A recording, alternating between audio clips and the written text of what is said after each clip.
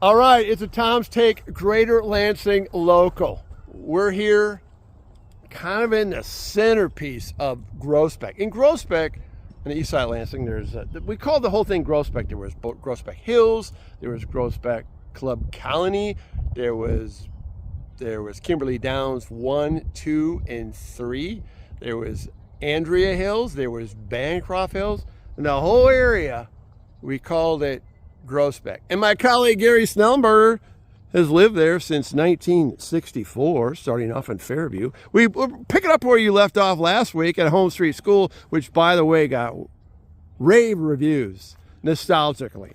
Well, in 64, we moved from Home Street, Hazel Street, across Home Street School to Fairview. Yeah.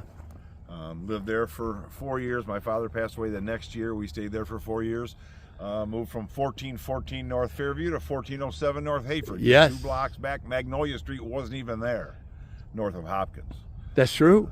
Yeah. The little schools used to be over here. Yeah. I did not attend. That's our topic of discussion here. What you see those, it's kind of 2-story, multi-complex townhouses. Thank you.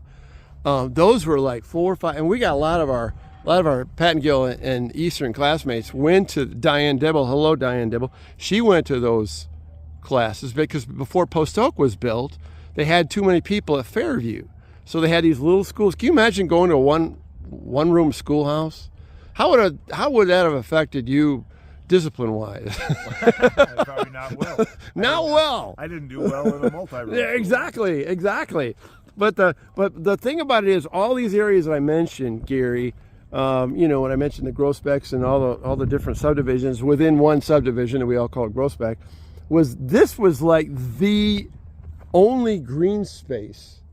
And let me tell you, folks, it's green right now. I don't remember the grass being this nice. I just remember it being weeds. It's very nice now, right? You did bring up a good point of how weedy it was back then. Yeah. A lot of nostalgia right here. Yeah, and it's really kept up. I don't remember these picnic tables. Now I lived right on the other side of this swamp area with Chester Road. I lived up there off Mayfair Drive with Bill Dodge and some other people. And we came over here to Slater, like play baseball sometime. And you played for Optimus, which this is your home field over here. And I think that backstop was kind of like where my finger is, right behind Steve Ralph's house. Yeah. Right behind Steve Ralph's house. Yep. Dr. Ralph was one of the baseball coaches, along with Mr. Bill Richards. Yes. Matt LaBrosse' dad, Henry. Yeah. Won 2. There were a couple of them, We had some great players here, man. They had some great games. Won the championship every single year. Bill Dodge on that team. Rob McCartney. Dan Wedley. First base. Dan Wedley was the center fielder. Yeah. Steve Ralph was a pitcher. Jeff Myers at the hot corner, third base. Listen, you man. Matt LaBrosse was a catcher. I was a reserve. Okay. But Tony Savoy. Tony Savoy was Tony Savoy played. Yeah. Pat Hart played. We had we all played, man. It was a great group of guys, great fathers as coaches. Dan Wedley was superb. He was the best player in the area, and he was Michigan State for baseball. He was a stud athlete of our class. We had some shooters. Yeah, but you know what? It's like this whole area, though. I mean, it's so nice that we have this area, and I'm really thrilled that they're keeping it up because this is still a solid neighborhood. I still call it Groesbeck. I mean, I drove around it to meet you over here, Gary, and I always still remember that this is Lansing Township right here, and they had their own fire station. Yeah, and that's the back, and that's still utilized as a fire station? Yes, it is. Wow.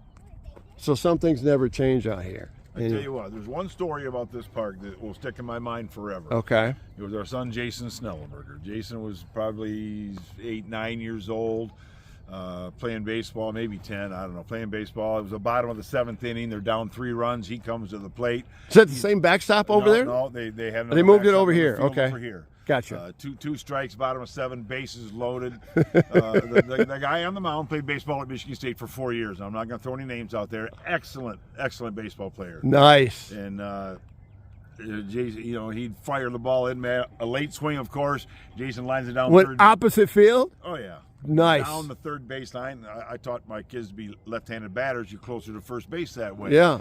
Okay, he gets a 3-run triple, game's tied, and next pitch is wild pitch. He scores, they win. Oh, my God. So what grade level was it? Oh, geez. It had to be 6th or 7th. It was young stuff. I don't remember the name of the team. He Sixth or seventh grade? Yeah. Oh wow, He was that's young, terrific. yeah. That's awesome. Yeah, Great memories. You'll never forget it. Oh, not that game. Yeah. No. I won't ever forget. No. Well, I'm sure there's a lot of other great memories here at Slater Park. And hey, who's ever taking care of this lawn out here, keep doing it. You know, like I said, these tennis courts and their basketball courts and this pavilion over here. A fair amount of deer in the woods. Yeah, There's about a dozen of them around here. It's all good here at Slater Park on Lansing's east side for a Tom's Take, Greater Lansing Local. Until next time.